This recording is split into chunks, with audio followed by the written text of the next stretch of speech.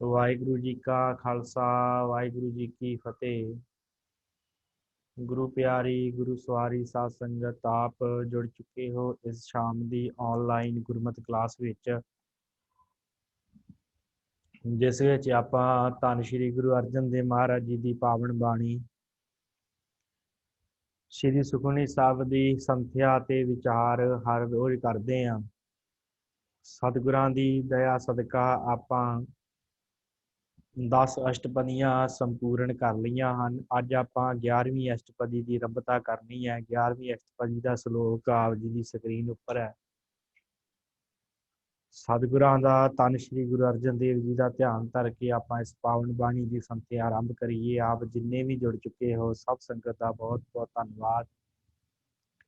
ਸਵੇਰੇ ਕੋਈ technical problem ਆ ਗਈ ਸੀ, ਜਿਹਦਾ ਕਰਕੇ ਜ਼ੂਮ ਐਪ ਚੱਲ ਨਹੀਂ ਸੀ ਰਿਹਾ, ਤੇ ਹੁਣ ਫਿਲਹਾਲ ਸਹੀ ਚੱਲ ਰਿਹਾ ਹੈ। ਤੇ ਆਪ ਜੀ ਨੇ ਸਵੇਰ ਵਾਲੀ ਜੋ ਕਲਾਸ ਸੀ ਉਹ ਅੱਜ YouTube 'ਤੇ ਨਹੀਂ ਪਏਗੀ, ਕਿਉਂਕਿ ਉਹ ਕਲਾਸ ਸਟਾਰਟ ਹੀ ਨਹੀਂ ਸੀ ਹੋਈ। ਕੱਲ੍ਹ ਨੂੰ ਆਪਾਂ ਜੋ ਸਵੇਰ ਵਾਲੀ ਕਲਾਸ ਦੇ ਵਿੱਚ ਧੁਨੀਆਂ ਦੇ ਬਾਰੇ ਵਿਚਾਰ ਕਰਨੇ ਆ, ਉੱਥੋਂ ਹੀ ਆਪਾਂ ਵਿਚਾਰ ਕੱਲ੍ਹ ਨੂੰ ਸ਼ੁਰੂ ਕਰਨੀ ਹੈ ਸਵੇਰ ਵਾਲੀ ਕਲਾਸ 'ਚ। ਸੋ ਇਸ ਸ਼ਾਮ ਦੀ ਕਲਾਸ ਵਿੱਚ ਆਪਾਂ ਜੋ ਸਤਿਗੁਰਾਂ ਦੀ ਬਖਸ਼ਿਸ਼ੇ ਬਾਣੀ ਦੀ ਸੰਥਿਆ ਕਰ ਰਹੇ ਹਾਂ। ਆਓ ਆਪਾਂ ਇਸ ਪਾਵਨ ਬਾਣੀ ਦੀ ਸੰਥਿਆ ਆਰੰਭ ਕਰੀਏ। ਸਤਿਗੁਰੂ ਸ਼੍ਰੀ ਗੁਰੂ ਅਰਜਨ ਦੇਵ ਮਹਾਰਾਜ ਪਰਮੇਸ਼ਰ ਦੀ ਵਿਆਪਕਤਾ ਇਸ ਅਸ਼ਟਪਦੀ ਦੇ ਅੰਦਰ ਬਿਆਨ ਕਰ ਰਹੇ ਆ ਕਿ ਪਰਮੇਸ਼ਰ ਕੈਸਾ ਹੈ, ਵਾਹਿਗੁਰੂ ਕੈਸਾ ਹੈ, ਕਿਵੇਂ ਉਹ ਸੰਸਾਰ ਨੂੰ ਚਲਾ ਰਿਹਾ ਹੈ। ਸੰਸਾਰ ਨੂੰ ਚਲਾਉਣ ਵਾਲਾ ਉਹੀ ਹੈ ਜਾਂ ਹੋਰ ਵੀ ਕੋਈ ਹੈ। ਮਹਾਰਾਜ ਸੱਚੇ ਪਾਤਸ਼ਾਹ ਨੇ ਇਸ ਅਸ਼ਟਪਦੀ ਦੇ ਵਿੱਚ ਉਸ ਪਰਮੇਸ਼ਰ ਦੀ ਬੇਅੰਤਤਾ ਨੂੰ ਬਿਆਨ ਕੀਤਾ ਹੈ, ਉਸ ਅਕਾਲ ਪੁਰਖ ਵਾਹਿਗੁਰੂ ਜੀ ਨੂੰ। ਸੋ ਆਓ ਆਪਾਂ ਇਸ ਪਾਵਨ ਅਸ਼ਟਪਦੀ ਦੀ ਸੰਥਿਆ ਤੇ ਵਿਚਾਰ ਆਰੰਭ ਕਰੀਏ। ਸਤਿਗੁਰੂ ਧੰਨ ਸ਼੍ਰੀ ਗੁਰੂ ਅਰਜਨ ਦੇਵ ਜੀ ਮਹਾਰਾਜ ਬਖਸ਼ਿਸ਼ ਕਰਦੇ ਹਨ। ਸ਼ਲੋਕ ਕਾਰਨ ਕਾਰਨ ਪ੍ਰਭ ਏਕ ਹੈ, ਦੂਸਰ ਨਾਹੀ ਕੋਏ। ਮਹਾਰਾਜ ਕਹਿੰਦੇ ਕਰਨ ਵਾਲਾ ਤੇ ਕਾਰਨ, ਉਸਨੂੰ ਹੋੜ ਵਾਲਾ ਜਿਹੜਾ ਕਾਰਨ ਹੈ ਉਹ ਪਰਮੇਸ਼ਰ ਵਾਹਿਗੁਰੂ ਆਪ ਹੈ। ਕਰਨ ਕਾਰਨ ਪ੍ਰਭ ਏਕ ਹੈ, ਇੱਕ ਪਰਮੇਸ਼ਰ ਵਾਹਿਗੁਰੂ ਆਪ ਹੀ ਹੈ। ਦੂਸਰ ਨਾਹੀ ਕੋਏ, ਕੋਈ ਦੂਸਰਾ ਨਹੀਂ ਹੈ। ਕਰਨ ਤੇ ਕਾਰਨ ਦੋ ਸ਼ਬਦ ਸਾਧ ਸੰਗਤ ਆਏ ਆ। ਕਰਨ ਤੋਂ ਭਾਵ ਜਿਹੜਾ ਕਰਨ ਵਾਲਾ ਹੈ, ਜਿਹਨੇ ਸਾਰਾ ਕੁਝ ਬਣਾਇਆ ਹੈ, ਤੇ ਉਸ ਨੂੰ ਬਣਾਉਣ ਦਾ ਕਾਰਨ ਰੂਪ ਵੀ ਪਰਮੇਸ਼ਰ ਆਪ ਹੈ। ਦੋ ਗੱਲਾਂ ਹਨ, ਕਰਨ ਅਤੇ ਕਾਰਨ। ਇੱਕ ਹੁੰਦਾ ਕਾਰਜ ਕਰਨਾ, ਤੇ ਇੱਕ ਹੁੰਦਾ ਉਸ ਕਾਰਜ ਨੂੰ ਕਰਨ ਤੋਂ ਪਹਿਲਾਂ ਉਹਦਾ ਕਾਰਨ ਪੈਦਾ ਹੋਣਾ। ਜਿਵੇਂ ਕਿਸੇ ਮਨੁੱਖ ਨੇ ਕੋਈ ਕਾਰਜ ਕਰਨਾ ਹੈ ਤੇ ਉਹਦਾ ਕਾਰਨ ਵੀ ਉਹ ਪੈਦਾ ਕਰਦਾ ਹੈ। ਜਿਵੇਂ ਕਿਸੇ ਘੁਮਿਆਰ ਨੇ ਮਿੱਟੀ ਦਾ ਭਾਂਡਾ ਬਣਾਉਣਾ ਹੈ, ਉਹਦਾ ਕਾਰਨ ਕੀ ਹੈ? ਜੇ ਕਿਸੇ ਘੁਮਿਆਰ ਨੇ ਮਿੱਟੀ ਦਾ ਭਾਂਡਾ ਬਣਾਉਣਾ ਹੋਵੇ, ਉਹਦਾ ਕਾਰਨ ਕੀ ਹੈ? ਮਿੱਟੀ ਜੋ ਪਹਿਲੋਂ ਤੋਂ ਮੌਜੂਦ ਹੈ। ਇਸ ਤਰ੍ਹਾਂ ਹੀ ਜੇ ਕਿਸੇ ਮਨੁੱਖ ਨੇ ਕਿਤੇ ਜਾਣਾ ਹੋਵੇ ਤੇ ਉੱਥੋਂ ਜਾਣ ਦਾ ਉਹਦਾ ਕੋਈ ਕਾਰਨ ਹੁੰਦਾ, ਉਹ ਐਵੇਂ ਨਹੀਂ ਕਿਤੇ ਚਲਾ ਜਾਂਦਾ। ਕਿਸੇ ਨੇ ਕਿਤੇ ਜਾਣਾ ਹੈ, ਜੇ ਆਪਾਂ ਇੱਥੋਂ ਜਾਣਾ ਹੋਵੇ ਅਹਿਮਦਾਬਾਦ, ਤੇ ਸਾਡਾ ਕੋਈ ਕਾਰਨ ਹੋਵੇਗਾ ਤਾਂ ਹੀ ਆਪਾਂ ਜਾਵਾਂਗੇ, ਉਂਝ ਥੋੜ੍ਹੀ ਜਾਵਾਂਗੇ।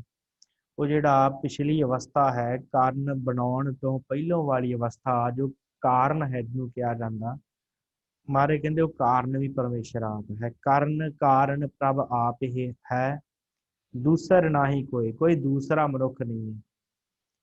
ਕੋਈ ਦੂਸਰਾ ਮਨੁੱਖ ਨਹੀਂ ਹੈ, ਸਿਰਫ ਉਹ ਪਰਮੇਸ਼ਰ ਅਕਾਲ ਪੁਰਖ ਹੀ ਹੈ, ਜਿਹੜਾ ਕਰਨ ਵੀ ਵਾਲਾ ਵੀ ਹੈ ਤੇ ਕਾਰਨ ਵੀ। ਉਸ ਚੀਜ਼ ਦਾ ਕਾਰਨ ਜੋ ਕੀਤਾ ਹੈ ਉਹਦਾ ਕਾਰਨ ਵੀ ਪਰਮੇਸ਼ਰ ਆਪ ਹੈ।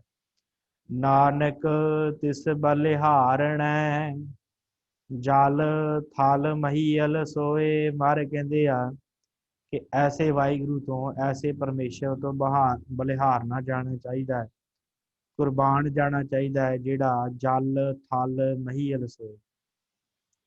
ਜਲ ਦੇ ਵਿੱਚ, ਥਲ ਦੇ ਵਿੱਚ ਖੁਸ਼ਕ ਥਾਵਾਂ ਤੇ, ਮਹੀਅਲ ਭਾਵ ਸਾਰੇ, ਮਹੀ ਦਾ ਅਰਥ ਹੁੰਦਾ ਪ੍ਰਿਥਵੀ, ਦੀ ਅਲ ਦਾ ਅਰਥ ਹੁੰਦਾ ਆਕਾਸ਼, ਜਿਹੜਾ ਹਰ ਜਗ੍ਹਾ ਦੇ ਉੱਤੇ ਪਰਮੇਸ਼ਰ ਅਕਾਲ ਪੁਰਖ ਮੌਜੂਦ ਹੈ।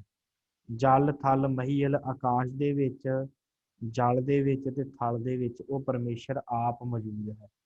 ਜਲ ਦੇ ਜੀਵਾਂ ਦੇ ਵਿੱਚ ਵੀ ਉਹ ਵਸਦਾ ਹੈ, ਥਲ ਤੇ ਰਹਿਣ ਵਾਲਿਆਂ ਜੀਵਾਂ 'ਚ ਵੀ ਉਹ ਵਸਦਾ, ਤੇ ਆਕਾਸ਼ 'ਚ ਰਹਿਣ ਵਾਲਿਆਂ ਜੀਵਾਂ 'ਚ ਵੀ ਉਹ ਵਾਹਿਗੁਰੂ ਆਪ ਹੀ ਵਸਦਾ ਹੈ। ਕਰਨ ਕਾਰਨ ਪ੍ਰਭ ਏਕ ਹੈ, ਦੂਸਰ ਨਾਹੀ ਕੋਇ, ਕੋਈ ਦੂਸਰਾ ਨਹੀਂ ਹੈ ਉਹਦੇ ਵਰਗਾ। ਨਾਨਕ ਤਿਸ ਬਲਹਾਰ ਨੇ, ਉਤੋਂ ਬਲਹਾਰ ਨੇ ਜਾਣਾ ਚਾਹੀਦਾ, ਜਿਹੜਾ ਜਲ ਥਲ ਮਹੀਲ ਸੋਏ। ਉਹੀ ਜਲ ਥਲ ਦੇ ਵਿੱਚ ਹਰ ਜਗ੍ਹਾ ਦੇ ਉੱਤੇ ਉਹ ਪਰਮੇਸ਼ਰ ਵਿਆਪਕ ਹੈ। ਅਸ਼ਟਪਦੀ ਚ ਮਹਾਰਾਜ ਸਤਿਗੁਰੂ ਬਖਸ਼ਿਸ਼ ਕਰਦੇ ਆ। ਕਰਨ ਕਰਾਵਣ ਕਰਨੈ ਜੋਗ, ਜੋ ਤਿਸ ਪਾਵੈ ਸੋਈ ਹੋਗ। ਮਹਾਰਾਜ ਦੇ ਕਰਨ ਕਰਾਵਣ ਕਰਨੈ ਜੋਗ, ਕਰਨ ਵਾਲਾ ਤੇ ਕਰਾਉਣ ਵਾਲਾ ਤੇ ਕਰਨੈ ਜੋਗ, ਜੋ ਹੋਣਾ ਹੈ ਉਸ ਨੂੰ ਕਰਾਉਣ ਵਾਲਾ ਕਾਰਨ ਜਿਹੜਾ ਹੈ ਉਹ ਵੀ ਪਰਮੇਸ਼ਰ ਵਾਹਿਗੁਰੂ ਆਪ ਹੈ।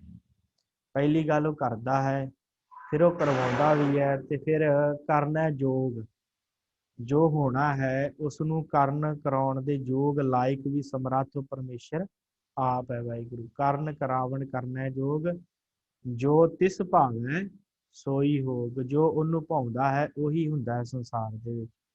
ਜੋ ਤਿਸ ਭਾਵੈ ਸੋਈ ਹੋਗ।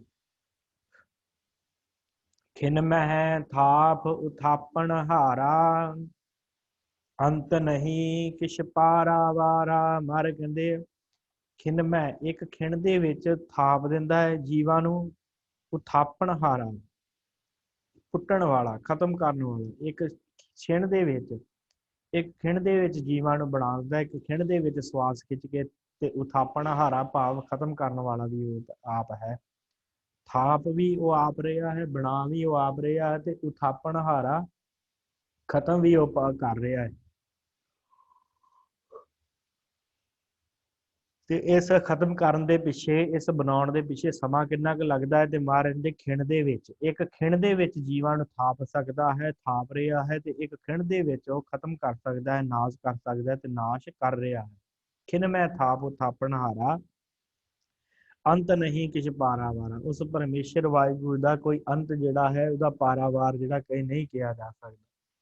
ਕੋਈ ਵੀ ਉਸ ਪਰਮੇਸ਼ਰ ਦਾ ਅੰਤ ਨਹੀਂ ਪਾ ਸਕਦਾ, ਕੋਈ ਵੀ ਉਹਦਾ ਪਾਰਾਵਾਰ, ਕਿ ਉਹਦਾ ਇੱਧਰਲਾ ਪਾਸਾ ਕਿੰਨਾ ਹੈ ਤੇ ਦੂਸਰੇ ਪਾਸੇ ਕਿੱਥੇ ਖਤਮ ਹੁੰਦਾ ਹੈ, ਕੋਈ ਵੀ ਉਸ ਪਰਮੇਸ਼ਰ ਵਾਹਿਗੁਰੂ ਦਾ ਪਾਰਾਵਾਰ ਨਹੀਂ ਪਾਇਆ ਜਾ ਸਕਦਾ।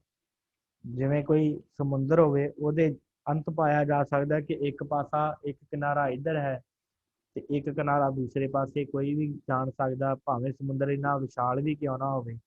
ਭਾਵੇਂ ਸਾਨੂੰ ਪਤਾ ਹੁੰਦਾ ਕਿ ਜੇ ਇਹ ਇਸ ਦੇਸ਼ ਨਾਲ ਲੱਗਦਾ ਤੇ ਅਗਲੇ ਦੇਸ਼ ਨਾਲ ਇੱਥੇ ਜਾ ਕੇ ਖਤਮ ਹੋ ਜਾਂਦਾ, ਦੂਸਰਾ ਕਿਨਾਰਾ ਸਾਨੂੰ ਪਤਾ ਹੁੰਦਾ। ਪਰ ਪਰਮੇਸ਼ਰ ਵਾਹਿਗੁਰੂ ਐਸਾ ਹੈ ਜਿਹਦਾ ਤੇ ਅੰਤ ਵੀ ਨਹੀਂ ਪਾਇਆ ਜਾ ਸਕਦਾ, ਤੇ ਜਿਹਦਾ ਪਾਰਾਵਾਰ ਵੀ ਨਹੀਂ ਪਾਇਆ ਜਾ ਸਕਦਾ, ਜਿਹਦਾ ਹੱਦ ਬੰਨਾ ਨਹੀਂ ਮਿਣਿਆ ਜਾ ਸਕਦਾ ਕਿ ਪਰਮੇਸ਼ਰ ਕਿੱਦਾਂ ਹੈ। ਹੁਕਮੇ ਧਾਰ ਅਧਰ ਰਹਾਵੈ, ਹੁਕਮੇ ਉਪਜੈ ਹੁਕਮ ਸਮਾਵੈ। ਹੁਕਮੇ ਧਾਰ ਅਧਰ, ਇਹਨੂੰ ਅਦਰ ਨਹੀਂ ਪੜ੍ਹਨਾ, ਅਧਰ ਐੜੇ ਨੂੰ ਥੋੜਾ ਜਿਹਾ ਵੱਖ ਕਰਕੇ ਪੜ੍ਹਨਾ ਹੈ। ਹੁਕਮੇ ਧਾਰ ਅਧਰ ਰਹਾਵੈ, ਹੁਕਮੇ ਇੱਕ ਨਾਲ ਲੱਗੀ ਹੋਈ ਆ, ਰਹਾਵੈ ਦੋ ਲਾਵਾਂ ਲੱਗੀਆਂ ਹੋਈਆਂ। ਪਰਮੇਸ਼ਰ ਵਾਹਿਗੁਰੂ ਹੁਕਮੈ ਧਾਰ ਅਧਰ ਰਹਾਵੈ। ਪਰਮੇਸ਼ਰ ਆਪਣੇ ਹੁਕਮ ਦੇ ਵਿੱਚ, ਆਪਣੀ ਆਗਿਆ ਦੇ ਵਿੱਚ ਸ੍ਰਿਸ਼ਟੀ ਨੂੰ ਧਾਰ ਭਾਵ ਪੈਦਾ ਕਰ ਰਿਹਾ ਹੈ, ਤੇ ਆਪ ਹੀ ਅਧਰ ਨਿਰਾਧਾਰ ਭਾਵ ਆਸਰੇ ਤੋਂ ਬਗੈਰ ਰਹਾਵੇ ਰੱਖਦਾ ਹੈ। ਬਿਨਾਂ ਆਸਰੇ ਤੋਂ ਸ੍ਰਿਸ਼ਟੀ ਨੂੰ ਰੱਖਿਆ ਹੈ। ਹੁਕਮ ਦੇ ਵਿੱਚ ਉਹਨੇ ਧਾਰਨ ਕੀਤਾ ਹੈ, ਸ੍ਰਿਸ਼ਟੀ ਨੂੰ ਬਣਾਇਆ ਹੈ, ਸਾਰਾ ਕੁਝ ਪੈਦਾ ਕੀਤਾ ਹੈ, ਤੇ ਫਿਰ ਬਿਨਾਂ ਆਸਰੇ ਤੋਂ ਧਰਤੀ ਟਿਕਾਈ ਹੋਈ ਹੈ। ਕੋਈ ਆਸਰਾ ਨਹੀਂ ਹੈ ਨਾ ਬ੍ਰਹਿਮੰਡ ਦੇ ਵਿੱਚ, ਅਸੀਂ ਉੱਦਾਂ ਹੀ ਘੁੰਮ ਰਹੇ ਹਾਂ, ਕੋਈ ਆਸਰਾ ਨਹੀਂ ਹੈ, ਕੋਈ ਹੇਠਾਂ ਨਹੀਂ, ਕੋਈ ਉੱਪਰ ਨਹੀਂ, ਬਸ ਘੁੰਮੀ ਜਾ ਰਹੇ ਹੈ ਸਾਰਾ ਕੁਝ, ਸਾਰਾ ਬ੍ਰਹਿਮੰਡ, ਕਿਸੇ ਨੂੰ ਕਿਸੇ ਦਾ ਆਸਰਾ ਨਹੀਂ ਹੈ। ਬਿਨਾਂ ਆਸਰੇ ਤੋਂ ਸਾਰੀ ਪ੍ਰਿਥਵੀ ਪਰਮੇਸ਼ਰ ਨੇ ਟਿਕਾਈ ਹੋਈ ਹੈ। ਹੁਕਮੈ ਧਾਰ ਅਧਰ ਰਹਾਵੈ, ਅਧਾਰ ਭਾਵ ਬਿਨਾਂ ਆਸਰੇ ਤੋਂ ਪਰਮੇਸ਼ਰ ਨੇ ਸਾਰਾ ਕੁਝ ਟਿਕਾਇਆ ਹੋਇਆ। ਹੁਕਮੈ ਉਪਜੈ ਹੁਕਮ ਸਮਾਵੈ, ਪਰਮੇਸ਼ਰ ਵਾਹਿਗੁਰੂ ਨੇ ਉਹਦੇ ਹੁਕਮ ਦੇ ਵਿੱਚ ਹੀ ਸਾਰਾ ਕੁਝ ਉਪਜ ਰਿਹਾ ਹੈ, ਬਣ ਰਿਹਾ ਹੈ, ਉਪਜ ਰਿਹਾ ਹੈ, ਪੈਦਾ ਹੋ ਰਿਹਾ ਹੈ। ਤੇ ਹੁਕਮ ਸਮਾਵੈ, ਤੇ ਹੁਕਮ ਦੇ ਵਿੱਚ ਹੀ ਸਾਰਾ ਕੁਝ ਸਮਾ ਰਿਹਾ ਹੈ, ਉਹਦੇ ਵਿੱਚ ਭਾਵ ਖਤਮ ਹੋ ਰਿਹਾ ਹੈ। ਪਰਮੇਸ਼ਰ ਹੁਕਮ ਕਰਦਾ ਤੇ ਉਪਜ ਰਿਹਾ ਹੈ, ਜੀਵ ਪੈਦਾ ਹੋ ਰਹੇ ਆ, ਬਨਸਪਤੀ ਪੈਦਾ ਹੋ ਰਹੀ ਹੈ। ਤੇ ਪਰਮੇਸ਼ਰ ਹੁਕਮ ਕਰ ਰਿਹਾ ਤੇ ਇੱਕ ਪਾਸੇ ਸਮਾ ਰਹੇ, ਖਤਮ ਹੋ ਰਿਹਾ, ਇੱਕ ਪਾਸੇ ਸੰਸਾਰ ਬਣ ਰਿਹਾ ਹੈ, ਦੂਸਰੇ ਪਾਸੇ ਸੰਸਾਰ ਖਤਮ ਹੋ ਰਿਹਾ ਹੈ। ਇਹ ਪਰਮੇਸ਼ਰ ਵਾਹਿਗੁਰੂ ਦੇ ਰੰਗ ਹਨ, ਉਹਦਾ ਹੁਕਮ ਹੈ, ਉਹਦੇ ਹੁਕਮ ਦੇ ਵਿੱਚ ਸਾਰਾ ਕੁਝ ਹੋ ਰਿਹਾ। ਜੀਵ ਉਪਜ ਰਹੇ ਹਨ ਤੇ ਜੀਵ ਨਾਸ਼ ਹੋ ਰਹੇ ਆ ਉਸ ਵਾਹਿਗੁਰੂ ਦੇ ਹੁਕਮ ਦੇ ਵਿੱਚ। ਹੁਕਮੇ ਊਚ ਨੀਚ ਵਿਵਹਾਰ, ਪਰਮੇਸ਼ਰ ਦੇ ਹੁਕਮ ਦੇ ਵਿੱਚ ਊਚ ਨੀਚ ਵਿਵਹਾਰ, ਉਹਦੀ ਆਗਿਆ ਦੇ ਵਿੱਚ ਹੀ ਊਚ ਸ੍ਰੇਸ਼ਟ, ਜਿਹੜੇ ਚੰਗੇ ਹਨ ਉਹ ਵੀ ਉਹਦੀ ਆਗਿਆ ਵਿੱਚ ਹਨ, ਤੇ ਜਿਹੜੇ ਨੀਚ ਵਿਵਹਾਰ, ਜਿਹੜੇ ਨੀਵਾਂ ਦਾ ਵਿਵਹਾਰ ਕਰਦੇ, ਜਿਹੜੇ ਨੀਵੇਂ ਹਨ, ਉਹ ਵੀ ਪਰਮੇਸ਼ਰ ਦੇ ਹੁਕਮ ਦੇ ਵਿੱਚ ਹੀ ਹਨ।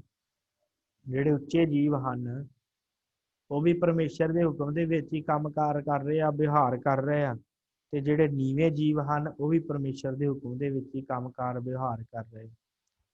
ਜਿਨ੍ਹਾਂ ਨੂੰ ਉੱਚੇ ਕੀਤਾ ਪਰਮੇਸ਼ਰ ਨੇ ਭਜਨ ਬੰਦਗੀ ਦੇ ਨਾਲ, ਉਹ ਵੀ ਪਰਮੇਸ਼ਰ ਦੇ ਗੁਣ ਗਾਣ ਦਾ ਵਿਵਹਾਰ ਕਰ ਰਹੇ ਆ, ਤੇ ਜਿਨ੍ਹਾਂ ਨੂੰ ਪਰਮੇਸ਼ਰ ਨੇ ਆਪਣੇ ਹੁਕਮ ਦੇ ਵਿੱਚ ਇਸ ਬੰਦਗੀ ਤੋਂ ਦੂਰ ਕੀਤਾ ਹੈ, ਨੀਚ ਬਣਾਏ ਆ, ਉਹ ਵੀ ਉਹਦੇ ਵਿਵਹਾਰ ਦੇ ਵਿੱਚ ਲੱਗੇ ਹੋਏ ਆ, ਉਹਦੇ ਹੁਕਮ ਅਨੁਸਾਰ ਹੀ ਲੱਗੇ ਹੋਏ ਆ।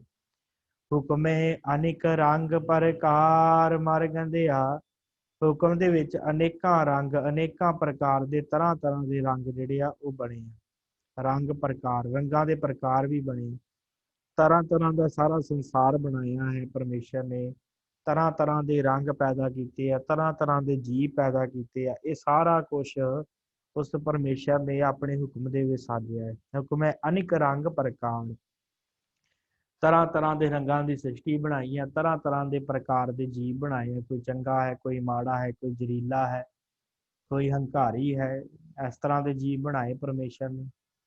ਕਈ ਐਸੇ ਹਨ ਜਿਹੜੇ ਬੜੇ ਸੁੰਦਰ ਹਨ, ਮੋਰ ਵਰਗੇ, ਕੋਈ ਐਸੇ ਹਨ ਜਿਹੜੇ ਬੜੇ ਕਰੂਪ ਬਣਾਏ ਹੈ ਪਰਮੇਸ਼ਰ। ਇਹ ਪਰਮੇਸ਼ਰ ਦੇ ਰੰਗ ਹਨ। ਹੁਕਮੇ ਅਨੇਕ ਰੰਗ ਪ੍ਰਕਾਰ, ਅਨੇਕਾਂ ਪ੍ਰਕਾਰ ਦੀ ਸ੍ਰਿਸ਼ਟੀ ਪਰਮੇਸ਼ਰ ਵਾਹਿਗੁਰੂ ਨੇ ਆਪਣੇ ਰੰਗ ਦੇ ਵਿੱਚ ਸਾਜੀ ਹੈ।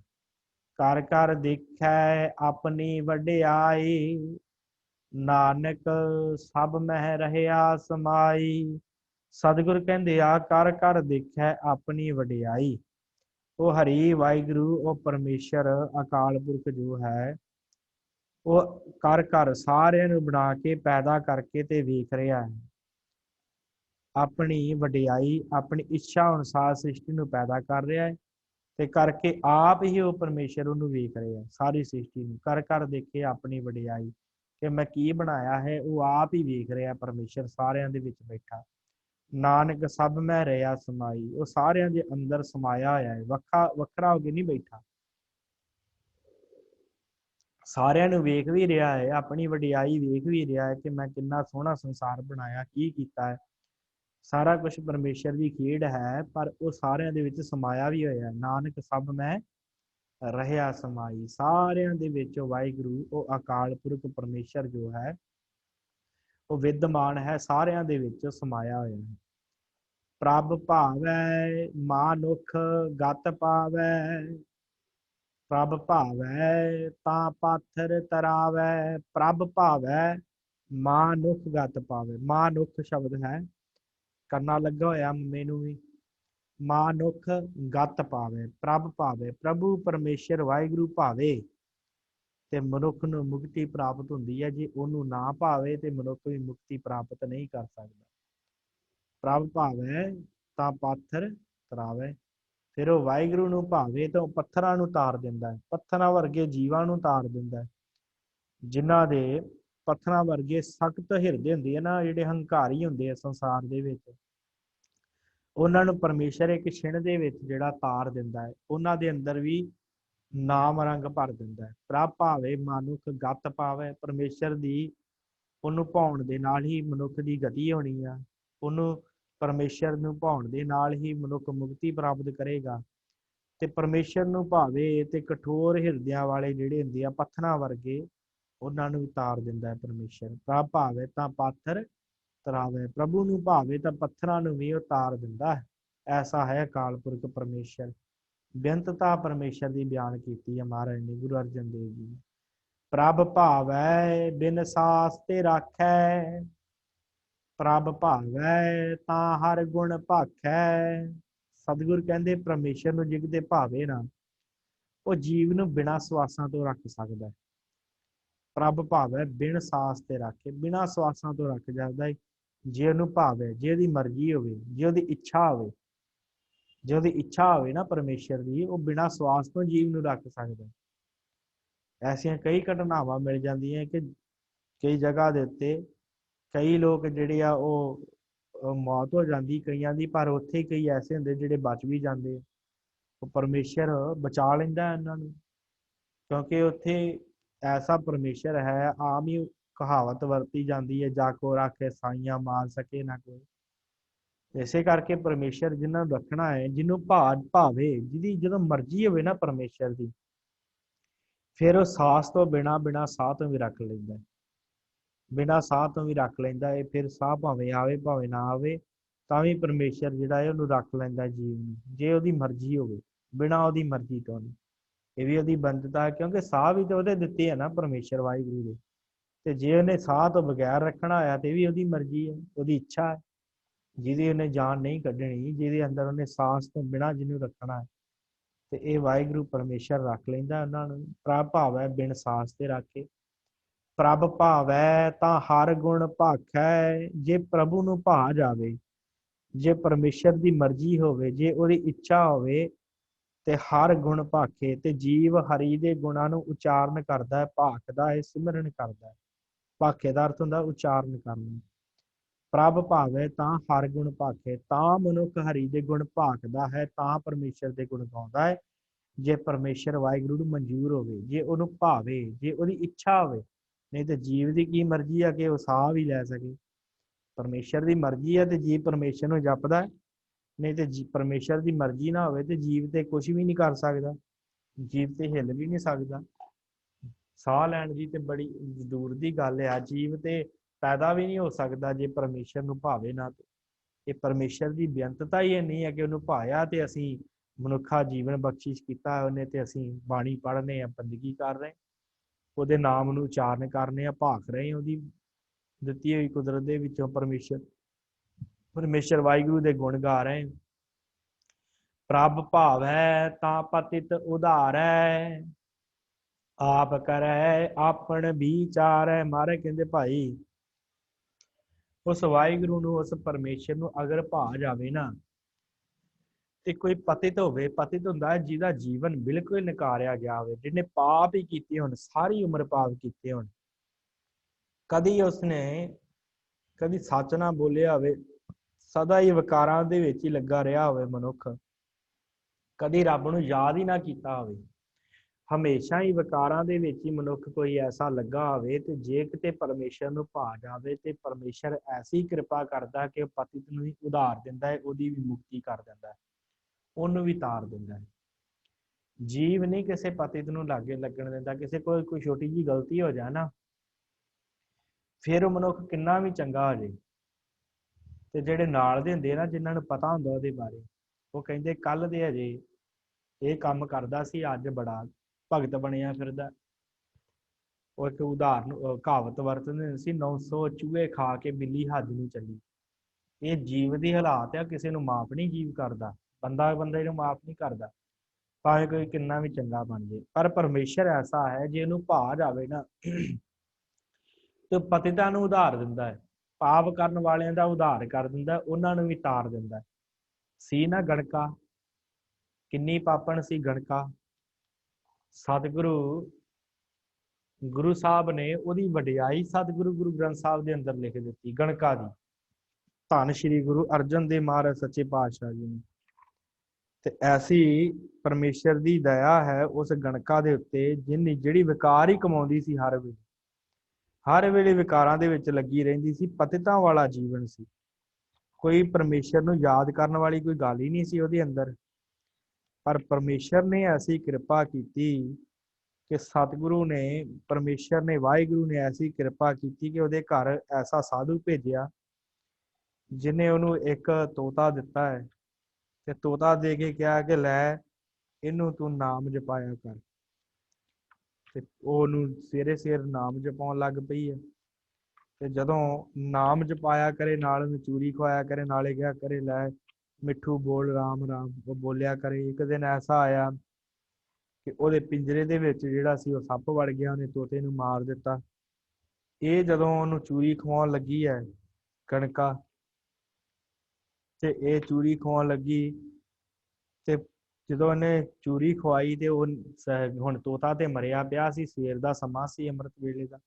ਸੱਪ ਨੇ ਇਹਦੇ ਹੱਥ ਤੇ ਮਾਰਿਆ ਡੰਗ ਤੇ ਇਹਦੇ ਮੂੰਹ ਚੋਂ ਆਰਾਮ ਨਿਕਲਿਆ ਤੇ ਉਦੋਂ ਹੀ ਇਹਦੇ ਉਧਾਰ ਹੋ ਗਿਆ। ਪਤਿਤ ਸੀ, ਜੀਵਨ ਬੜਾ ਵਿਕਾਰੀ ਸੀ। ਤੇ ਫਿਰ ਭਾਈ ਗੁਰਦਾਸ ਜੀ ਨੇ ਵੀ ਇਹਦੇ ਬਾਰੇ ਬੜਾ ਸੁੰਦਰ ਲਿਖਿਆ। ਭਾਈ ਗੁਰਦਾਸ ਜੀ ਨੇ ਕਿਹਾ ਕਿ ਗਣਕਾ ਪਾਪਣ ਹੋਏ ਕਿ ਪਾਪਾਂ ਦਾ ਗਲਹਾਰ ਪਰੋਤਾ, ਮਹਾਂਪੁਰਖ ਅਚਾਨਚਕ ਗਣਕਾ ਵਾੜੇ ਆਏ ਖਲੋਤਾ। ਗੁਰਮਤ ਦੇਖ ਦਿਆਲ ਹੋਏ, ਹੱਥੋਂ ਉਸ ਨੂੰ ਦਿਤੋਣ ਤੋਤਾ, ਆਪਣੇ ਹੱਥੋਂ ਉਹਨੂੰ ਤੋਤਾ ਦਿੱਤਾ। ਦੁਰਮਤ ਦੇਖ ਦਿਆਲ ਹੋਏ, ਤੇ ਇਹ ਤਾਂ ਬੜੀ ਮਾੜੀ, ਇਹਦਾ ਜੀਵਨ ਬੜਾ ਪਤਿਤਾਂ ਵਾਲਾ ਹੈ। ਆਪਣੇ ਹੱਥੋਂ ਉਹਨੂੰ ਤੋਤਾ ਦਿੱਤਾ ਹੈ ਕਿ ਰਾਮ ਨਾਮ ਉਪਦੇਸ਼ ਕਰ, ਖੇਲ ਗਿਆ ਦੇ ਵਣਜ ਸੋਤਾ। ਕਹਿੰਦਾ ਇਹਨੂੰ ਵੀ ਨਾਮ ਜਪਾਇਆ ਕਰਨਾ ਹੈ, ਰਾਮ ਨਾਮ ਦਾ, ਤੇ ਤੂੰ ਵੀ ਜਪਿਆ ਕਰਨਾ ਹੈ। ਲਿਵ ਲਾਗੀ ਤੇ ਸਤੋਤਿਓ, ਨਿਤ ਪੜ੍ਹਾਏ ਕਰੇ ਅਸੋਤਾ। ਨਿਤ ਉਹਨੂੰ ਤੋਤੇ ਨੂੰ ਰਾਮ ਨਾਮ ਪੜਾਉਂਦੀ ਆ ਤੇ ਜੀਵਨ ਚੰਗਾ ਹੋਈ ਗਿਆ, ਤੇ ਨਾਲੇ ਆਪ ਦੀ ਵੀ ਲਿਵ ਜੁੜਨ ਲੱਗ ਪਈ ਪਰਮੇਸ਼ਰ ਤੇ। ਪਤਿਤ ਉਦਾਹਰਨ ਰਾਮ ਨਾਮ, ਦੁਰਮਤ ਪਾਪ ਕਲੇਵਰ ਧੋਤਾ। ਸਾਰੇ ਪਾਪ ਧੋ ਦਿੱਤੇ ਪਰਮੇਸ਼ਰ ਦੇ ਰਾਮ ਨਾਮ ਨੇ। ਪਤਿਤ ਉਦਾਹਰਨ, ਪਤਿਤ ਉਦਾਹਰ ਹੈ ਪਰਮੇਸ਼ਰ ਦਾ ਨਾਮ, ਪਤਿਤਾਂ ਨੂੰ ਉਧਾਰਦਾ ਹੈ। ਪਤਿਤ ਉਦਾਹਰਨ ਰਾਮ ਨਾਮ, ਦੁਰਮਤ ਪਾਪ ਕਲੇਵਰ ਧੋਤਾ। ਅੰਤ ਕਾਲ ਜਮ ਜਾਲ ਤੋੜ, ਨਰਕੇ ਵਿੱਚ ਨਾ ਖਾਦ ਸਕੋਤਾ।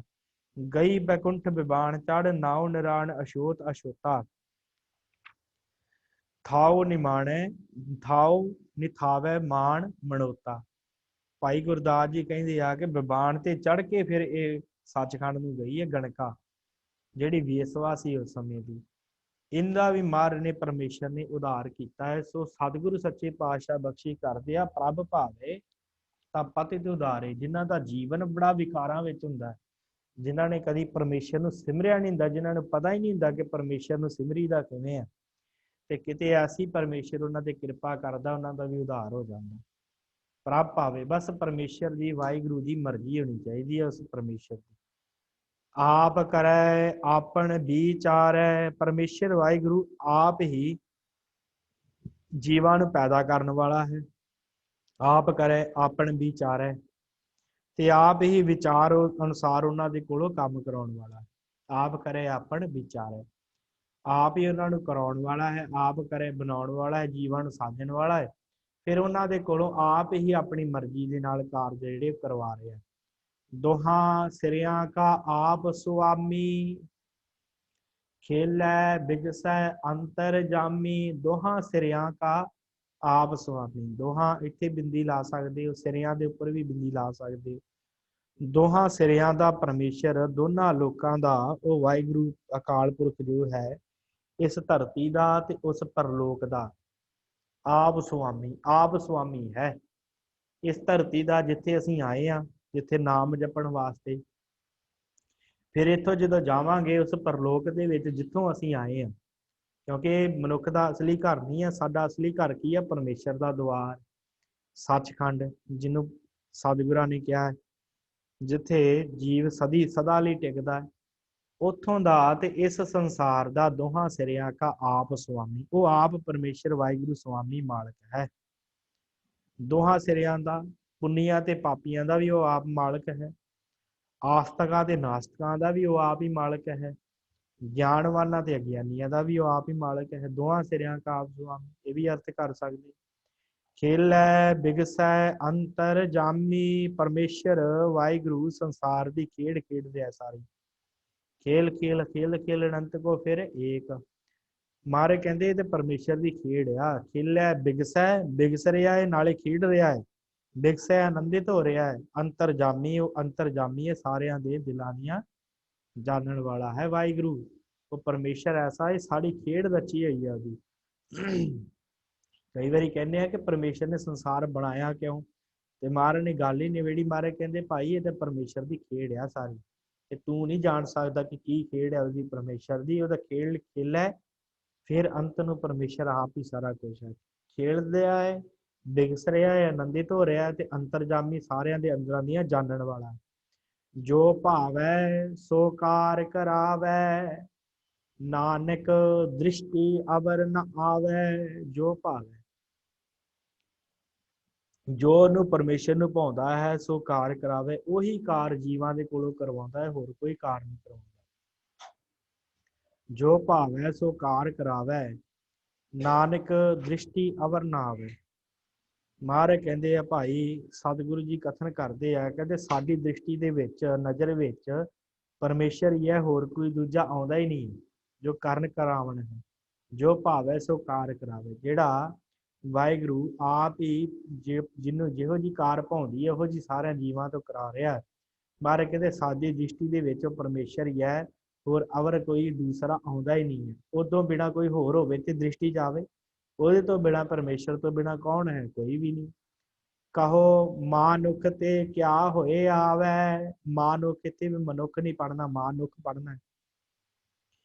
ਕਹੋ ਮਾਨੁਖ ਤੇ ਕਿਆ ਹੋਏ ਆਵੈ। ਸਤਿਗੁਰ ਕਹਿੰਦੇ ਆ ਕਿ ਪਰਮੇਸ਼ਰ ਵਾਹਿਗੁਰੂ ਤੋਂ ਬਿਨਾ ਮਨੁੱਖ ਜੀਵ ਤੋਂ ਕੀ ਹੋਵੇਗਾ? ਕੁਝ ਵੀ ਨਹੀਂ ਕਰ ਸਕਦਾ। ਪਰਮੇਸ਼ਰ ਤੋਂ ਬਿਨਾ ਜੀਵ ਕੁਝ ਕਰ ਸਕਦਾ? ਨਹੀਂ ਕਰ ਸਕਦਾ। ਪਰਮੇਸ਼ਰ ਦੇ ਹੱਥ ਹੀ ਡੋਰ ਹੈ, ਮਨੁੱਖ ਤੇ ਕੁਝ ਵੀ ਨਹੀਂ ਕਰ ਸਕਦਾ। ਜੇ ਉਹਨੇ ਅੰਦਰ ਸਤਾ ਦਿੱਤੀ ਹੈ, ਅੰਦਰ ਆਪਣਾ ਬਲ ਦਿੱਤਾ ਹੈ, ਤੇ ਜੀਵ ਚੱਲ ਫਿਰ ਰਿਹਾ ਹੈ। ਮਨੁੱਖ ਕੋਈ ਕਾਰਜ ਕਰ ਰਿਹਾ, ਗੱਲਾਂ ਕਰ ਰਿਹਾ, ਹੱਸ ਰਿਹਾ, ਖੇਡ ਰਿਹਾ, ਖਾ ਰਿਹਾ, ਪੀ ਰਿਹਾ। ਕਿਹਦੀ ਕਿਰਪਾ ਦੇ ਨਾਲ? ਪਰਮੇਸ਼ਰ ਦੀ ਕਿਰਪਾ ਦੇ ਨਾਲ। ਮਹਾਰਾਜ ਕਹਿੰਦੇ ਕਹੋ ਮਨੁੱਖ ਤੇ ਕਿਆ ਹੋ ਜਾਵੇ। ਕਹਿੰਦੇ ਕਹੋ ਹਾਂ, ਆਖੋ ਹਾਂ ਕਿ ਕੋਈ ਮਨੁੱਖ ਜਿਹੜਾ ਕੋਈ ਆਪਣੀ ਮਰਜ਼ੀ ਦੇ ਨਾਲ ਕੁਝ ਕਰ ਸਕੇ। ਕਹੋ ਮਨੁੱਖ ਤੇ ਕਿਆ ਹੋ ਜਾਵੇ, ਕੁਝ ਹੋਏਗਾ ਮਨੁੱਖ ਦੇ ਕੋਲੋਂ? ਮਹਾਰਾਜ ਕਹਿੰਦੇ ਨਹੀਂ, ਕੁਛ ਵੀ ਨਹੀਂ ਹੋ ਸਕਦਾ। ਮਨੁੱਖ ਦੀ ਕੋਈ ਆਪਣੀ ਔਕਾਤ ਹੀ ਨਹੀਂ। ਜੋ ਤਿਸ ਭਾਵੈ ਸੋਈ ਕਰਾਵੈ। ਮਹਾਰਾਜ ਕਹਿੰਦੇ ਜੋ ਉਹਨੂੰ ਭਾਉਂਦਾ ਹੈ ਨਾ, ਵਾਹਿਗੁਰੂ, ਜੋ ਪਰਮੇਸ਼ਰ ਨੂੰ ਭਾਉਂਦਾ ਹੈ ਉਹੀ ਉਹ ਕਰਵਾ ਰਿਹਾ ਜੀਵਾਂ ਦੇ ਕੋਲੋਂ। ਮਨੁੱਖ ਦੀ ਆਪਣੀ ਮਰਜ਼ੀ ਕੋਈ ਨਹੀਂ ਚੱਲਦੀ। ਜੋ ਤਿਸ ਭਾਵੈ ਸੋਈ ਕਰਾਵੈ। ਕਿਸ ਕੈ ਹਾਥ ਹੋਏ ਤਾਂ ਸਭ ਕਿਛ ਲੇ। ਜੋ ਤਿਸ ਭਾਵੈ ਸੋਈ ਕਰੇ। ਮਹਾਰਾਜ ਕਹਿੰਦੇ ਆ ਇਹਨੂੰ ਲੈ ਨੂੰ ਵੀ ਥੋੜਾ ਜਿਹਾ ਲੰਬਾ ਪੜ੍ਹਨਾ, ਤੇ ਕਰੇ ਨੂੰ ਵੀ ਥੋੜਾ ਜਿਹਾ ਲੰਬਾ ਪੜ੍ਹਨਾ। ਕਿਉਂਕਿ ਲੰਬਾ ਤਾਂ ਪੜ੍ਹਨਾ, ਈੜੀ ਲੱਗੀ ਹੋਈ ਨਾਲ। ਲੈ ਉਦਾਂ ਆਪਾਂ ਲੈ ਲੱਲੇ ਲਾਂ ਵੀ ਇਕੱਲੀ ਲੈ ਪੜ੍ਹ ਸਕਦੇ ਹਾਂ, ਪਰ ਸਿਹਾਰੀ ਲੱਗੀ ਈੜੀ ਦੇ ਨਾਲ, ਇਸ ਕਰਕੇ ਲੈ ਲੰਬਾ ਕਰਕੇ ਜੋ ਤਿਸ ਭਾਵੇ ਸੋਈ ਕਰੇ, ਇਹ ਵੀ ਥੋੜਾ ਲੰਬਾ ਕਰਕੇ। ਕਿਸਕੇ ਹਾਥ ਹੋਏ ਤਾਂ ਸਭ ਕੁਛ ਲੈ। ਮਹਾਰਾਜ ਕਹਿੰਦੇ ਜੇ ਜੀਵ ਦੇ ਹੱਥ ਦੇ ਵਿੱਚ, ਮਨੁੱਖ ਦੇ ਹੱਥ ਦੇ ਵਿੱਚ ਕੁਝ ਹੋਵੇ ਤੇ ਇਹ ਪ੍ਰਾਪਤ ਕਰ ਲਵੇ। ਸਭ ਕੁਛ ਲੈ, ਸਭ ਕੁਛ ਪ੍ਰਾਪਤ ਕਰ ਲਵੇ ਜੇ ਇਹਦੇ ਹੱਥ ਵਿੱਚ ਹੋਵੇ। ਤੇ ਜੇ ਮਨੁੱਖ ਦੇ ਹੱਥ ਵਿੱਚ ਹੋਵੇ ਤਾਂ ਦਿਨਾਂ ਦੇ ਵਿੱਚ ਹੀ ਮਾਇਆ ਇਕੱਠੀ ਕਰ ਲੇ। ਇਹ ਦਿਨਾਂ ਦੇ ਵਿੱਚ ਜੋ ਇੱਛਾ ਹੁੰਦੀ ਉਹ ਪੂਰੀ ਕਰ ਲੈ। ਇਸਕੇ ਹਾਥ ਹੋਏ, ਜੇ ਇਹਦੇ ਹੱਥ ਵਿੱਚ ਹੋਵੇ ਤਾਂ। ਜੋ ਤਿਸ ਭਾਵੈ ਸੋਈ ਕਰੇ। ਮਹਾਰਾਜ ਕਹਿੰਦੇ ਜੋ ਉਹਨੂੰ ਭਾਉਂਦਾ ਹੈ ਨਾ, ਵਾਹਿਗੁਰੂ ਨੂੰ, ਅਕਾਲ ਪੁਰਖ ਨੂੰ, ਉਹੀ ਕਰਾਉਂਦਾ ਹੈ। ਮਨੁੱਖ ਦੇ ਹੱਥ ਵੱਸ ਕੁਝ ਵੀ ਨਹੀਂ ਹੈ। ਮਨੁੱਖ ਕੁਝ ਨਹੀਂ ਕਰ ਸਕਦਾ। ਇਹ ਤਾਂ ਨਿਮਾਣਾ ਜਿਹਾ ਜੀਵ ਹੈ, ਬਸ ਇੱਕ ਹੰਕਾਰ ਦੇ ਬਲ ਦੇ ਉੱਤੇ ਚੀਕਾਂ ਮਾਰਦਾ ਫਿਰਦਾ, ਮੇਰੇ ਵਰਗਾ ਬੰਦਾ ਕੋਈ ਨਹੀਂ। ਪਰ ਪਰਮੇਸ਼ਰ ਇੱਕ ਛਿਣ ਦੇ ਵਿੱਚ ਮਿੱਟੀ ਕਰਕੇ ਰੱਖ ਦਿੰਦਾ। ਤਗੜੇ ਤਗੜੇ ਐਸੇ ਹੋਏ ਆ ਜਿਹੜੇ ਕਹਿੰਦੇ ਸਾਡੇ ਵਰਗਾ ਕੋਈ ਹੋਇਆ ਹੀ ਨਹੀਂ ਸੰਸਾਰ ਦੇ ਉੱਤੇ। ਇੱਕ ਆਉਂਦਾ ਨਾ ਦਾ ਦ੍ਰਿਸ਼ਟਾਂਤ ਆਉਂਦਾ ਹੈ ਕਿ ਇੱਕ ਰਾਜਾ ਸੀ ਬੜਾ ਹੰਕਾਰੀ। ਉਹ ਕਬਰ ਦੇ ਕੋਲੋਂ ਦੀ ਲੰਘ ਰਿਹਾ ਤੇ ਇੱਕ ਮਹਾਂਪੁਰਖ ਸੀ, ਉਹ ਕਬਰ ਨੂੰ ਖੋਦ ਕੇ ਤੇ ਉਹ ਵਿੱਚੋਂ ਕਿਸੇ ਨੂੰ ਕੱਢ ਰਿਹਾ ਸੀ, ਮੁਰਦੇ ਨੂੰ। ਤੇ ਉਹ ਲਾਗੋਂ ਦੀ ਉਹ ਰਾਜਾ ਲੰਘਿਆ ਤੇ ਰਾਜਾ ਕਹਿੰਦਾ ਕਿ ਤੈਨੂੰ ਪਤਾ ਨਹੀਂ ਮੈਂ ਰਾਜਾ ਵਾਂ ਤੇ ਤੂੰ ਮੇਰੇ ਅੱਗੇ ਝੁਕਿਆ ਕਿਉਂ ਨਹੀਂ? ਤੇ ਉਹ ਕਹਿੰਦਾ ਮੈਂ ਇਹੋ ਹੀ ਪਤਾ ਕਰਨ ਦਿਆ, ਜਿਹੜਾ ਜਿਹਨੂੰ ਮੈਂ ਕਬਰ ਚੋਂ ਪੁੱਟ ਕੇ ਬਾਹਰ ਕੱਢਿਆ ਨਾ, ਇਹ ਵੀ ਤੇਰੇ ਵਾਂਗੂ ਕਹਿੰਦਾ ਸੀ ਕਿ ਮੇਰੇ ਅੱਗੇ ਝੁਕਿਆ ਕਿਉਂ ਨਹੀਂ। ਵੇਲਾ ਅੱਜ ਪਰਮੇਸ਼ਰ ਨੇ ਇਹਨੂੰ ਵੀ ਕਬਰ 'ਚ ਬੰਦ ਕੀਤਾ ਪਿਆ ਤੇ ਤੇਰਾ ਵੀ ਆਉਣ ਵਾਲੇ ਸਮੇਂ 'ਚ ਇਹੋ ਅਸਰ ਹੋਣਾ। ਮਹਾਰਾਜ ਕਹਿੰਦੇ ਮਨੁੱਖ ਦੇ ਹੱਥ ਵੱਸ ਕੁਛ ਨਹੀਂ ਹੈ। ਇਹ ਤਾਂ ਬਸ ਹੰਕਾਰ ਦਾ ਇੱਕ ਪੁਤਲਾ ਜਿਹਾ ਆ, ਆਪਣੇ ਆਪ ਦਾ ਇੱਕ ਦਾਇਰਾ ਜਿਹਾ ਬਣਾਇਆ ਹੋਇਆ ਕਿ ਮੇਰੇ ਵਰਗਾ ਕੋਈ ਹੈ ਨਹੀਂ। ਪਰ ਮਹਾਰਾਜ ਕਹਿੰਦੇ ਇਹਦੇ ਹੱਥ ਵੱਸ ਨਹੀਂ ਕੁਝ ਵੀ ਹੈਗਾ। ਇਸਕੇ ਹਾਥ ਹੋਏ ਤਾਂ ਸਭ ਕੁਛ ਲੈ। ਜੇ ਇਹਦੇ ਹੱਥ ਵੱਸ ਹੁੰਦਾ ਤੇ ਇਹ ਸਾਰਾ ਕੁਝ ਪ੍ਰਾਪਤ ਨਾ ਕਰ ਲੈਂਦਾ। ਜੋ ਤਿਸ ਭਾਵੈ ਸੋਈ ਕਰੇ। ਜੋ ਪਰਮੇਸ਼ਰ ਨੂੰ ਪਾਉਂਦਾ ਹੈ, ਜੋ ਵਾਹਿਗੁਰੂ ਨੂੰ ਪਾਉਂਦਾ ਹੈ, ਉਹੀ ਵਾਹਿਗੁਰੂ ਪਰਮੇਸ਼ਰ ਕਰਦਾ ਹੈ। ਉਹੀ ਸਤਾ ਦਿੰਦਾ ਹੈ। ਉਹੀ ਕਿਸੇ ਨੂੰ ਅਮੀਰ ਗਰੀਬ ਊਚ ਨੀਚ ਸਾਰਾ ਕੁਝ ਪਰਮੇਸ਼ਰ ਹੀ ਬਣਾਉਂਦਾ ਹੈ।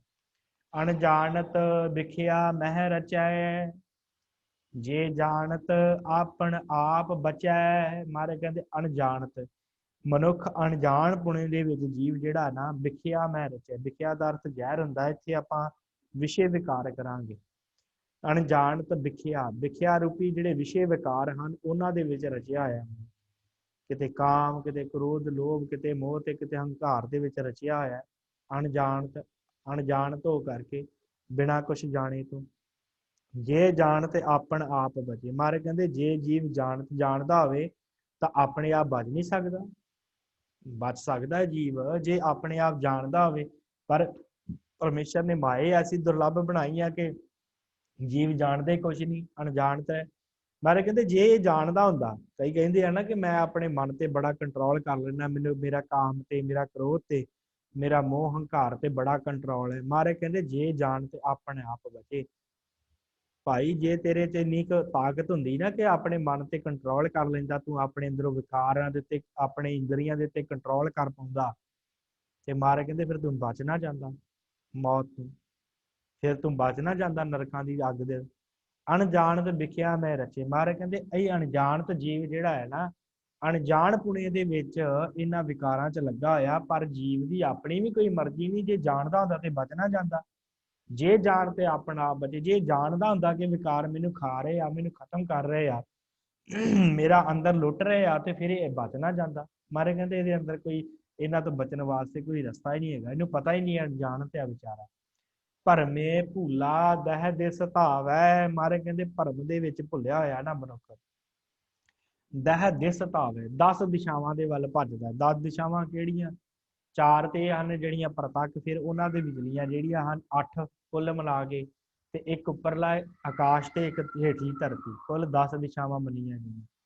ਭਰਮ ਦੇ ਵਿੱਚ ਭੁੱਲਿਆ ਹੋਇਆ ਮਨੁੱਖ ਇਹਨਾਂ 10 ਦਿਸ਼ਾਵਾਂ ਦੇ ਵਿੱਚ ਧਾਉਂਦਾ ਹੈ, ਭੱਜਦਾ ਹੈ ਕਿ ਮੈਨੂੰ ਇੱਥੋਂ ਵੱਧ ਧਨ ਪ੍ਰਾਪਤ ਹੋ ਜੇ, ਮੈਂ ਆਹ ਕਰ ਲਵਾਂ ਤੇ ਕੁਛ ਨਾ ਕੁਛ ਚੰਗਾ ਹੋ ਜੇ, ਮੈਨੂੰ ਇੱਥੋਂ ਮਾਇਆ ਪ੍ਰਾਪਤ ਹੋ ਜੇ, ਮੈਂ ਘਰ ਨੂੰ ਬਣਾ ਲਵਾਂ, 100 ਕੁਛ ਸੋਚਦਾ ਹੈ, ਮੇਰਾ ਇੱਥੋਂ ਵਿਕਾਰ ਦੀ ਸੰਪੂਰਨਤਾ ਆ ਜੇ। ਜਿੱਧਰ ਮਰਜ਼ੀ ਆਪ ਜਿੰਨਾ ਮਰਜ਼ੀ ਵਿਸ਼ਾਲ ਕਰ ਲਓ, ਇਹ ਸਾਰੀ ਧਰਤੀ ਦੇ ਉੱਤੇ ਜੀਵ ਇਸ ਤਰ੍ਹਾਂ ਭਾਉਂਦਾ ਫਿਰਦਾ ਨਾ, ਕੋਈ ਵਿਕਾਰਾਂ ਕਰਕੇ ਭੱਜਾ ਫਿਰਦਾ ਹੈ, ਕੋਈ ਆ ਧਨ ਇਕੱਠਾ ਕਰਨ ਵਾਸਤੇ ਭੱਜਾ ਫਿਰਦਾ, ਮਾਇਆ ਦੇ ਵਿੱਚ ਭੱਜਾ ਫਿਰਦਾ। ਭਰਮੇ ਭੂਲਾ ਦਹਿ ਦਿਸ ਧਾਵੈ। ਪਰ ਇਹ ਪਰਮੇਸ਼ਰ ਵਾਹਿਗੁਰੂ ਨੇ ਭਰਮ ਪਾਇਆ ਹੋਇਆ ਅੰਦਰ।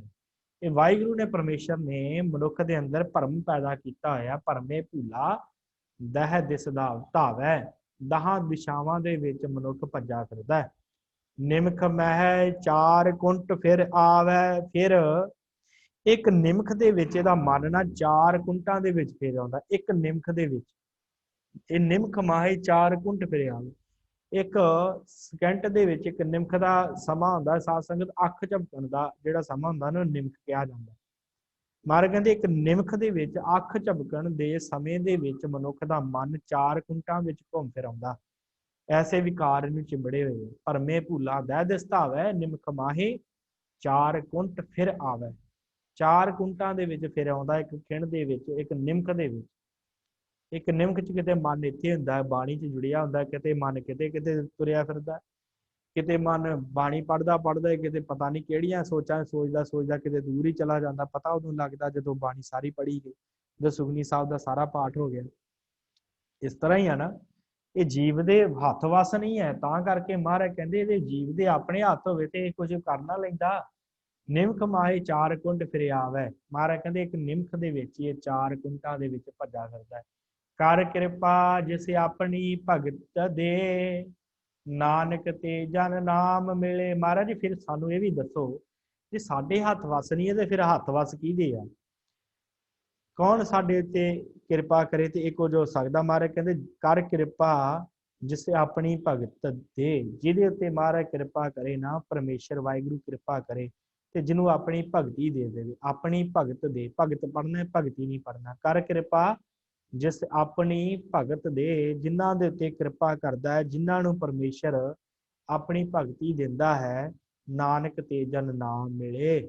ਮਹਾਰਾਜ ਕਹਿੰਦੇ ਫਿਰ ਉਹ ਨਾਮ ਦੇ ਵਿੱਚ ਮਿਲ ਜਾਂਦੇ ਆ, ਪਰਮੇਸ਼ਰ ਵਾਹਿਗੁਰੂ ਦੇ ਨਾਮ ਦੇ ਵਿੱਚ, ਜਿਨ੍ਹਾਂ ਉੱਤੇ ਪਰਮੇਸ਼ਰ ਆਪ ਕਿਰਪਾ ਕਰਦਾ ਹੈ। ਆਪਣੇ ਹੱਥ ਵੱਸ ਕੁਛ ਨਹੀਂ ਹੈ। ਜਦੋਂ ਪਰਮੇਸ਼ਰ ਵਾਹਿਗੁਰੂ ਕਿਰਪਾ ਕਰਦਾ ਹੈ ਤੇ ਉਦੋਂ ਮਨੁੱਖ ਨਾਮ 'ਚ ਜੁੜ ਜਾਂਦਾ।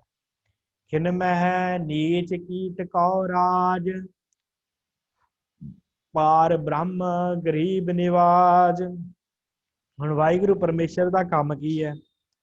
ਮਹਾਰਾਜ ਕਹਿੰਦੇ ਹਾਂ, ਉਹ ਜਿਹੜਾ ਵਾਹਿਗੁਰੂ ਹੈ ਨਾ ਪਰਮੇਸ਼ਰ, ਇੱਕ ਖਿਣ ਦੇ ਵਿੱਚ ਨੀਚ ਕੀਟ ਕਉ ਰਾਜ, ਇੱਕ ਨੀਚ ਨੀਵਾਂ ਜਾਂ ਕੋਈ ਮਨੁੱਖ ਕੀੜਿਆਂ ਵਰਗਾ ਹੋਵੇ, ਕੀਟ ਕਉ ਰਾਜ, ਉਹਨੂੰ ਪਰਮੇਸ਼ਰ ਰਾਜ ਦੇ ਦਿੰਦਾ।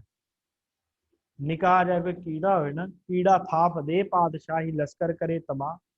ਕੀੜਿਆਂ ਨੂੰ ਪਾਤਸ਼ਾਹੀਆਂ ਦੇਣ ਵਾਲਾ ਹੈ ਪਰਮੇਸ਼ਰ। ਇਹ ਹੈ ਉਹਦਾ ਕਾਰਜ, ਕੰਮ ਪਰਮੇਸ਼ਰ ਦਾ।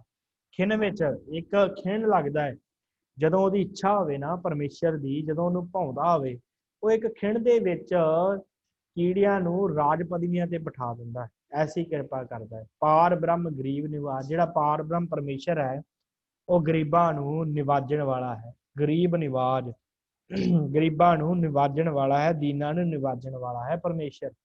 ਜਾਕਾ ਦ੍ਰਿਸ਼ਟ ਕਛੂ ਨਾ ਆਵੈ, ਤਿਸ ਤਤਕਾਲ ਦਹਿ ਦਿਸ ਪ੍ਰਗਟਾਵੈ। ਜਾਕਾ ਦ੍ਰਿਸ਼ਟ ਕਛੂ ਨਾ ਆਵੈ, ਕਹਿੰਦੇ ਕੋਈ ਮਨੁੱਖ ਹੋਵੇ ਜਿਹੜਾ ਕਿਸੇ ਦੀ ਦ੍ਰਿਸ਼ਟੀ 'ਚ ਨਾ ਆਵੇ। ਹੁੰਦਾ ਹੈ ਨਾ ਕਈ ਐਸੇ ਨਿਮਾਣੇ ਜਿਹੇ ਮਨੁੱਖ ਜਿਨ੍ਹਾਂ ਨੂੰ ਕੋਈ ਜਾਣਦਾ ਵੀ ਨਹੀਂ ਹੁੰਦਾ, ਉਹ ਘੁੰਮਦੇ ਫਿਰਦੇ ਹੁੰਦੇ ਆ, ਵੱਡੇ ਵੱਡੇ ਬੰਦੇ ਉਹਨਾਂ ਦੇ ਲਾਗੋਂ ਦੀ ਲੰਘ ਜਾਂਦੇ ਆ, ਪੁੱਛਦੇ ਨਹੀਂ ਉਹਨਾਂ ਨੂੰ। ਮਹਾਰਾਜ ਕਹਿੰਦੇ ਕੁਝ ਐਸੇ ਹੋਣ, ਕੋਈ ਐਸਾ ਮਨੁੱਖ ਹੋਵੇ ਜਿਹੜਾ ਕਿਸੇ ਦੀ ਦ੍ਰਿਸ਼ਟੀ 'ਚ ਨਾ ਆਵੇ, ਕੋਈ ਉਹਦਾ ਮਾਣ ਸਤਿਕਾਰ ਕਰੇ ਹੀ ਨਾ, ਕੋਈ ਉਹਨੂੰ ਹਾਲ ਵੀ ਨਾ ਪੁੱਛੇ, ਹਾਲ ਕੀ ਕੋਈ ਉਹਦੇ ਵੱਲ ਵੇਖੇ ਤੱਕ ਨਾ। ਜਾ ਕਾ ਦ੍ਰਿਸ਼ਟ ਕਛੂ ਨਾ ਆਵੇ, ਕਿਸੇ ਦੀ ਦ੍ਰਿਸ਼ਟੀ 'ਚ ਆਵੇ ਹੀ ਨਾ ਮਨੁੱਖ, ਤਿਸ ਤਤਕਾਲ ਦੈ ਦਿਸ ਪ੍ਰਗਟਾਵੇ। ਮਹਾਰਾਜ ਕਹਿੰਦੇ ਆ ਐਸੀ ਪਰਮੇਸ਼ਰ ਕਿਰਪਾ ਕਰਦਾ ਹੈ ਕਿ ਇੱਕ ਤਤਕਾਲ ਦੇ ਵਿੱਚ ਦਹਿ ਦਿਸ ਪ੍ਰਗਟਾਵੇ, ਦਸਾਂ ਦਿਸ਼ਾ ਦੇ ਵਿੱਚ ਉਹਦਾ ਨਾਮ ਕਰ ਦਿੰਦਾ ਵਾਹਿਗੁਰੂ।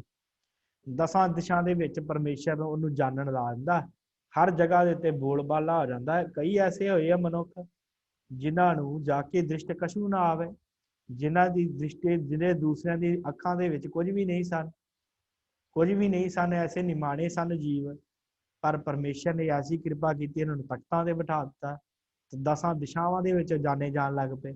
ਤਿਸ ਤਤਕਾਲ ਦਹਿ ਦਿਸ ਪ੍ਰਗਟਾਵੇ, ਦਸਾਂ ਦਿਸ਼ਾਵਾਂ ਦੇ ਵਿੱਚ ਉਹਨੂੰ ਪ੍ਰਗਟ ਕਰ ਦਿੰਦਾ ਹੈ ਵਾਹਿਗੁਰੂ ਪਰਮੇਸ਼ਰ। ਦੇ ਸਮਾਂ ਕਿੰਨਾ ਕੁ ਲਾਉਂਦਾ ਹੈ? ਤਿਸ ਤਤਕਾਲ, ਤਤਕਾਲ ਜਲਦੀ ਹੀ, ਝੱਟ ਹੀ ਪਰਮੇਸ਼ਰ ਵਾਹਿਗੁਰੂ ਉਹਨੂੰ ਤਤਕਾਲ ਦੇ ਵਿੱਚ ਹੀ, ਜਲਦੀ ਹੀ, ਸ਼ੀਘਰ ਹੀ ਜਿਹੜਾ ਹੈ ਉਹ ਦਸਾਂ ਦਿਸ਼ਾਵਾਂ ਦੇ ਵਿੱਚ ਪ੍ਰਗਟ ਕਰ ਦਿੰਦਾ, ਪ੍ਰਸਿੱਧ ਕਰ ਦਿੰਦਾ ਹੈ। ਜਾ ਕੋ ਆਪਣੀ ਕਰੈ ਬਖਸ਼ੀਸ, ਤਾਕਾ ਲੇਖਾ ਨਾ ਗਨੈ ਜਗਦੀਸ਼। ਮਾਰੇ ਕਹਿੰਦੇ ਆ ਜਿਹਦੇ ਉੱਤੇ ਪਰਮੇਸ਼ਰ ਵਾਹਿਗੁਰੂ ਆਪਣੀ ਬਖਸ਼ਿਸ਼ ਦਾ ਹੱਥ ਰੱਖ ਦੇਵੇ ਨਾ, ਜਾ ਕੋ ਆਪਣੀ ਕਰੇ ਬਖਸ਼ੀਸ਼, ਆਪਣੀ ਬਖਸ਼ਿਸ਼ ਦੇ ਦੇਵੇ ਜਿਹਨੂੰ, ਤਾਕਾ ਲੇਖਾ ਨਾ ਗਣੇ ਜਗਦੀਸ਼, ਉਹਦਾ ਲੇਖਾ, ਉਸ ਮਨੁੱਖ ਦਾ ਲੇਖਾ ਜਿਹੜਾ ਹੈ ਜਗਦੀਸ਼ ਪਰਮੇਸ਼ਰ ਵਾਹਿਗੁਰੂ ਜਿਹੜਾ ਹੈ ਨਹੀਂ ਗਿਣਦਾ ਉਹਦਾ ਲੇਖਾ। ਉਹਦਾ ਲੇਖਾ ਜਿਹੜਾ ਮਿਟ ਜਾਂਦਾ ਹੈ ਜਿਹਦੇ ਉੱਤੇ ਉਹ ਆਪ ਕਿਰਪਾ ਕਰਦਾ। ਜਿਉ ਪਿੰਡ ਸਭ ਤਿਸ ਕੀ ਰਾਸ, ਘਟ ਘਟ ਪੂਰਨ ਬ੍ਰਹਮ ਪਰਗਾਸ। ਜਿਉ ਪਿੰਡ ਸਭ ਤਿਸ ਕੀ ਰਾਸ, ਜਿਉ ਸਾਡੇ ਅੰਦਰਲਾ ਜੀ ਜਿਹੜਾ ਹੈ, ਜਿਹਦਾ ਕਰਕੇ ਅਸੀਂ ਇਹ ਘੁੰਮਦੇ ਫਿਰਦੇ ਹਾਂ, ਹਿਲਾਉਂਦੇ ਹਾਂ ਆਪਣੇ ਸਰੀਰ ਨੂੰ, ਸਾਰਾ ਕੁਝ ਕਰਦੇ ਹਾਂ, ਜਿਹੜੀ ਜੀਵ ਸਤਾ ਸਾਡੇ ਅੰਦਰ ਹੈ। ਜਿਉ ਪਿੰਡ, ਪਿੰਡ ਦਾ ਅਰਥ ਸਾਡਾ ਪਿੰਡਾ, ਸਾਡਾ ਸਰੀਰ, ਸਭ ਤਿਸ ਕੀ ਰਾਸ, ਉਸ ਪਰਮੇਸ਼ਰ ਦੀ ਰਾਸ ਪੂੰਜੀ ਹੈ।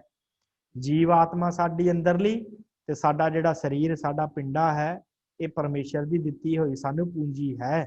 ਜਿਉ ਪਿੰਡ ਸਭ ਤਿਸ ਕੀ ਰਾਸ, ਘਟ ਘਟ ਪੂਰਨ ਬ੍ਰਹਮ ਪ੍ਰਗਾਸ। ਘਟਾਂ ਘਟਾਂ ਦੇ ਵਿੱਚ ਉਹ ਪਰਮੇਸ਼ਰ ਜਿਹੜਾ ਵਿਆਪਕ ਹੈ, ਪ੍ਰਗਾਸ, ਹਰ ਜਗ੍ਹਾ ਦੇ ਉੱਤੇ ਉਹਦਾ ਪ੍ਰਕਾਸ਼ ਹੈ ਪਰਮੇਸ਼ਰ ਦਾ।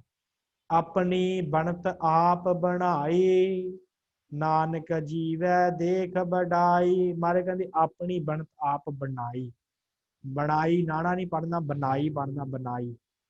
ਪਰਮੇਸ਼ਰ ਨੇ ਆਪਣੀ ਬਣਤ, ਆਪਣਾ ਸਵਰੂਪ, ਆਪਣੀ ਰਚਨਾ ਆਪ ਬਣਾਉਣੀ ਕੀਤੀ, ਆਪਣੀ ਬਣਾਵਟ, ਸੰਸਾਰ ਨੂੰ ਉਹਨੇ ਆਪ ਬਣਾਇਆ ਸੀ ਆਪਣੀ ਮਰਜ਼ੀ ਦੇ ਨਾਲ। ਨਾਨਕ ਜੀਵੈ ਦੇਖ ਵਡਾਈ। ਮਾਰੇ ਕਹਿੰਦੇ ਆ ਕਿ ਉਸ ਪਰਮੇਸ਼ਰ ਦੀ ਵਡਿਆਈ ਦੇਖ ਕੇ ਜੀਵੈ ਜਿਉਂਦਾ ਹਾਂ, ਉਹਨੂੰ, ਉਸ ਪਰਮੇਸ਼ਰ ਦੀ ਵਡਿਆਈਆਂ ਨੂੰ ਦੇਖ ਕੇ ਮੈਂ ਜਿਉ ਰਿਹਾ ਹਾਂ ਕਿ ਪਰਮੇਸ਼ਰ ਤੂੰ ਇੰਨਾ ਬੇਅੰਤ ਹੈ। ਮਹਾਰਾਜ ਤੂੰ ਇੰਨੇ ਬੇਅੰਤ ਹੋ, ਤੁਸੀਂ ਸਾਰਾ ਕੁਝ ਬਣਾ ਰਹੇ ਹੋ, ਤੁਸੀਂ ਨਾਸ਼ ਕਰ ਰਹੇ ਹੋ, ਤੁਹਾਡੇ ਅਧੀਨ ਹੀ ਸਾਰਾ ਕੁਝ ਚੱਲ ਰਿਹਾ। ਇੰਨਾ ਕੁਝ ਦੇਖ ਕੇ ਨਾਨਕ ਜੀਵੈ ਦੇਖ ਵਡਾਈ, ਮੈਂ ਜੀ ਰਿਹਾ ਹਾਂ, ਭਾਵ ਮੈਂ ਉਹਦੀ ਉਸਤਤ ਕਰਦਾ, ਮਹਿਮਾ ਦੇਖ ਕੇ ਉਸ ਪਰਮੇਸ਼ਰ ਦੀ, ਕਿ ਉਹ ਹਰ ਜਗ੍ਹਾ ਦੇ ਉੱਤੇ ਵਿਆਪਕ ਹੈ। ਸੋ ਸਾਧ ਸੰਗਤ, ਸਤਿਗੁਰਾਂ ਨੇ ਇਹਨਾਂ 4 ਪਦਿਆਂ ਦੇ ਵਿੱਚ ਪਰਮੇਸ਼ਰ ਦੀ ਬੇਅੰਤਤਾ ਬਿਆਨ ਕੀਤੀ ਹੈ ਕਿ ਉਹ ਪਰਮੇਸ਼ਰ ਵਾਹਿਗੁਰੂ ਬਹੁਤ ਬੇਅੰਤ ਹੈ ਤੇ ਉਹ ਜਿਹਦੇ ਉੱਤੇ ਕਿਰਪਾ ਕਰੇ ਉਹਦਾ ਭਾਰ ਉਤਾਰਾ ਉਹ ਕਰਨ ਵਾਲਾ ਹੈ। ਜੀਵ ਦੇ ਹੱਥ ਵੱਸ ਕੁਛ ਨਹੀਂ ਹੈ, ਕਿਸੇ ਹੋਰ ਦੂਸਰੇ ਦੇ ਹੱਥ ਵੱਸ ਵੀ ਕੁਛ ਨਹੀਂ ਹੈ, ਸਿਰਫ ਤੇ ਸਿਰਫ ਹੱਥ ਵੱਸ ਹੈ ਤੇ ਉਸ ਅਕਾਲ ਪੁਰਖ ਪਰਮੇਸ਼ਵਰ ਦੇ, ਉਸ ਵਾਹਿਗੁਰੂ ਦੇ ਹੱਥ ਵੱਸ ਹੈ। ਸੋ ਸਾਧ ਸੰਗਤ, ਇੱਥੇ ਹੀ ਆਪਾਂ ਸਮਾਪਤੀ ਕਰਦੇ ਹਾਂ। ਬਾਕੀ ਜਿਹੜੇ ਪਦੇ ਹਨ 4 ਉਹ ਆਪਾਂ ਕੱਲ ਨੂੰ ਵਿਚਾਰਾਂਗੇ। ਸੋ ਆਪ ਜੀ ਨੇ ਜੇ ਕੁਝ ਪੁੱਛਣਾ ਹੈ ਤੇ ਆਪਣਾ ਮਾਈਕ ਔਨ ਕਰਕੇ ਪੁੱਛ ਸਕਦੇ ਹੋ, ਉਪਰੰਤ ਫਿਰ ਆਪਾਂ ਸਮਾਪਤੀ ਕਰੀਏ। ਹਾਂਜੀ ਵਾਹਿਗੁਰੂ।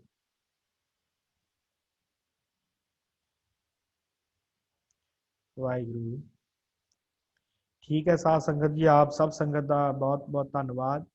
ਸੋ ਇਸੇ ਤਰ੍ਹਾਂ ਹੀ ਸਵੇਰੇ ਜਿਹੜੀ ਹੈ ਉਹ ਚੱਲ ਰਹੀ ਹੈ ਕਲਾਸ ਸਾਧ ਸੰਗਤ ਨੌ ਧੁਨੀਆਂ ਦੀ ਵਿਚਾਰ, ਤੇ ਇਸ ਵੇਲੇ ਜੋ ਹੈ ਉਹ ਚੱਲ ਰਹੀ ਹੈ ਸੰਥਿਆ ਸੁਖਮਨੀ ਸਾਹਿਬ ਦੀ। ਆਪ ਜੀ ਨੇ ਇਸੇ ਤਰ੍ਹਾਂ ਜੁੜ ਕੇ ਲਾਹਾ ਲੈਂਦੇ ਰਹਿਣਾ, ਜਿੱਥੇ ਆਪ ਜੁੜਦੇ ਹੋ ਤੇ ਹੋਰਾਂ ਨੂੰ ਵੀ ਜੁੜਨ ਵੱਲ ਪ੍ਰੇਰਿਤ ਕਰਨਾ। ਸੋ ਹੋਈਆਂ ਭੁੱਲਾਂ ਚੁੱਕਾਂ ਦੀ ਖਿਮਾ, ਬੁਲਾਓ ਫਤਿਹ। ਵਾਹਿਗੁਰੂ ਜੀ ਕਾ ਖਾਲਸਾ, ਖਾਲਸਾ, ਵਾਹਿਗੁਰੂ ਜੀ ਕੀ ਫਤਿਹ।